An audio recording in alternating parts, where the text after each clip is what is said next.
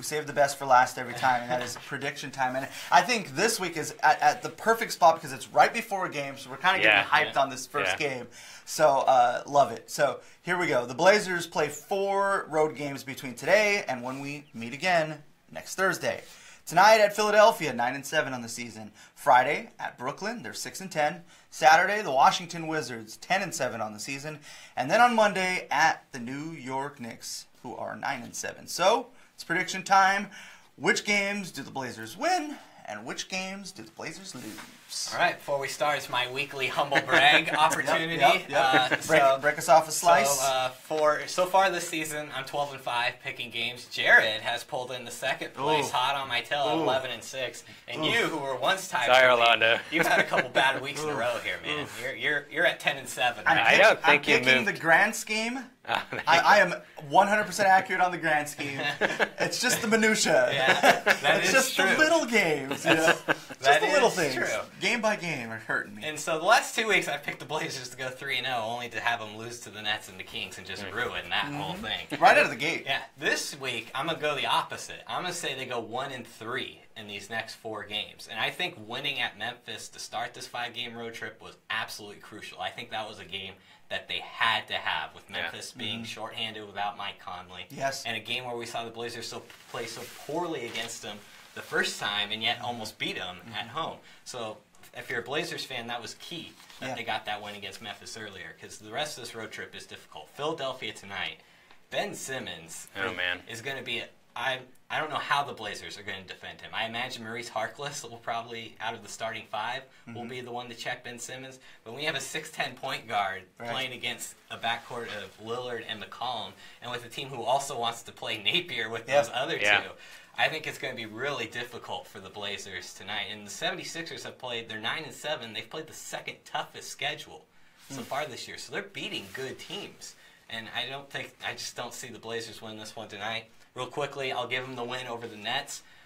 My concern with that one is mainly your mental clock. It's a 9 a.m. Pacific time start. Yeah. And so I think I think that cause some problems. But I think that they're going to want exact revenge from that loss they had earlier. That's okay, Jerry. I don't know if anyone even saw I dropped my paper. That's okay. Saturday, I think they're going to lose to the Wizards. Back-to-back, I think, is probably the biggest reason for that. And the Wizards have played well this year. They're 10-7. John Wall's a little nicked up. Same with Otto Porter. But Otto Porter has been giving him something this year. He's been proving he was worth that $100 million contract. And they got some other nice pieces as well. Gortat's there, Markieff Morris, Kelly Oubre is there. Oh, it's a good team. I mean, it's a decent team. And so I think the Wizards will beat the Blazers. And then you got the Knicks on Monday. The Blazers actually typically play well at the Garden. But the Knicks are 8-3 at home this year. And Kristaps Porzingis, 4th leading scorer in the NBA. We talk about how all the stars are in the West. Think of all the stars that are actually still in the East. All the up-and-coming stars. Ben Simmons, Giannis, and Kristaps Porzingis. Man, that's the future. Joel Embiid, if he can stay healthy. That's the future of the NBA. So the Eastern Conference that we all knocked on at the beginning of the season right now isn't looking so bad. And that's who the Blazers are playing on this road trip out East. And I think that they'll go 1-3 in these next 4, which would put them 2-3 on the road trip, which isn't a terrible road trip. If they can finish this road trip 3-2, it's a great road trip. You feel good about that if you're a Blazers fan. Yeah. So for the first time in a couple of weeks, you and I are not exactly on the same page, finally. Thank goodness. So I'll either be able to make up some ground or fall farther behind. I want to talk mostly about the Sixers game, but I'll agree with you. I think they beat the Nets, even with the early start. I think they'll win that game. I think they lose to the Wizards.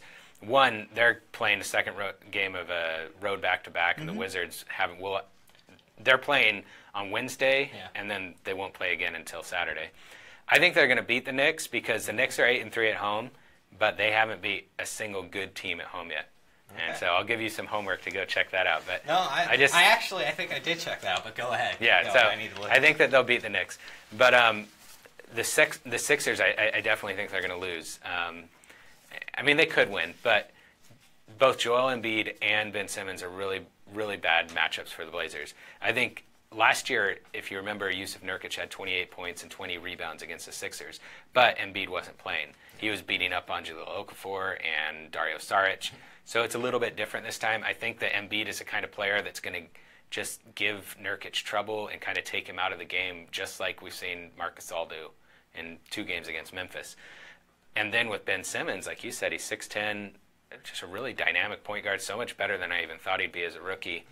And with Damian and CJ, both of these, these small guards, let's say you move Harkless to guard Simmons. Well, that's fine. Maybe CJ can stay on Redick, but then all of a sudden you're having to guard Covington, who's 6'9", 225. I mean, how is Damian Lillard or CJ McCollum going to guard him? So it's just a really bad matchup for the Blazers on the road. So I think the Blazers go 2-2. I think they beat the Nets and the Knicks, but I think they lose to the Wizards and the Sixers. I want to jump in on that Knicks point. You are right at home that they haven't really beaten anyone spectacular. They competed against the Rockets. Yeah, and they had a big lead against the Warriors. But at the same time, look at who they've lost to this year. They lost to Oklahoma City opening night, who started off the season hot before, struggling ever since the first 3 or 4 games. They lost to Detroit, who at the time, good team, red hot. Lost to Boston, who hasn't lost in a month. Houston, good team. Orlando, while they're hot, and without Kristaps Porzingis as well in that game. And then Cleveland, who's playing better in Toronto. So they're not losing to bad teams either. No. Those are all good losses. So we'll disagree on that one. But I think what they're doing is they're beating bad teams and they're losing to good teams. Yeah. And I think the Blazers are a good team. And so I think that, especially with the way the Blazers have typically played at Madison Square Garden, I just think that that's a game that they'll take care of. I think the Knicks is a good discussion because I struggled with this one as well, going back and forth on can they beat the Knicks on the road? How do they match up with Porzingis and company?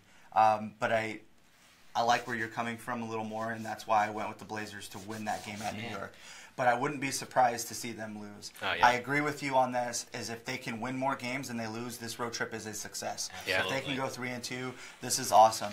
I'm siding with Jared. I also think that they are going 2-2. We all agree with what's going to happen. They get a redo with the Nets, and all is well, and they redeem themselves with a win over the Nets. I think that the loss because of a back-to-back at Washington, that's a good team. It is a good team. And I just think that that's asking a whole lot out of the Blazers to try and beat them. That would be huge if they were just somehow go in there and steal one. And that leaves us with tonight's game, which I'm really excited about. Me too. Because of what you guys are saying. The matchups for this are fun. What's the one thing that we've been saying that couldn't happen, that everybody's been knocking? Oh, well, the Blazers can't win if they go small. Right. Oh, they can't do it. Well, who's going to guard who? Who's going to... This it doesn't make sense. Everyone's going to be overmatched, oversized, whatever, and it's worked. Yeah. So who's going to dictate this game is what I'm curious to know. Will Ben Simmons actually have to guard CJ or Dame? That's true. Will they just throw him on Mo? I don't know, but I want to see. Yeah. And I agree with you. Yusuf Nurkic has his hands full. This is a good chance for him to get up for a game to prove what he can do. I hope he does. Will he answer the call against a legitimate center? Yeah. I don't know, but it's another question that I can't wait to answer. This is just an awesome game. I'm glad that it's tonight and that it's an early game that we get a chance to watch it. So we're all picking them to lose tonight. Yes. Yeah, we are. Okay. We are all picking them to lose. I agree with you. To me, I think this is the most excited I've been to watch a Blazers game this year. Just because Philadelphia, they've got such good young players. It is such a different matchup. It is. And we really don't know how good Philadelphia is. Right. You know, it's still, they're only 16 games into the year. So while they've played well so far, we don't know if this is something with a young team that they can keep on doing. So this will be fun. Yeah. You know, and this road trip will be really telling for the Blazers how they do. And if what you guys predict is true and they go 3-2 in this 5-game stretch, you have to feel really good about that if you're the Blazers, because this is not an easy road trip. It'll be telling for their defense, too, to see if this defense is as good as they've been to start the season, because you've got some really good offensive teams coming up. Right, right. That backcourt in Washington. Yeah. This is a true test. Their first true test of the year, I think, being able to go on the road for an extended period of time. Let's see what you do when you're not at home. Yeah, I mean, the only other road trip they had was the first 3 games of the year. Yeah. So let's go see how they handle it. See what happens. This is KGW.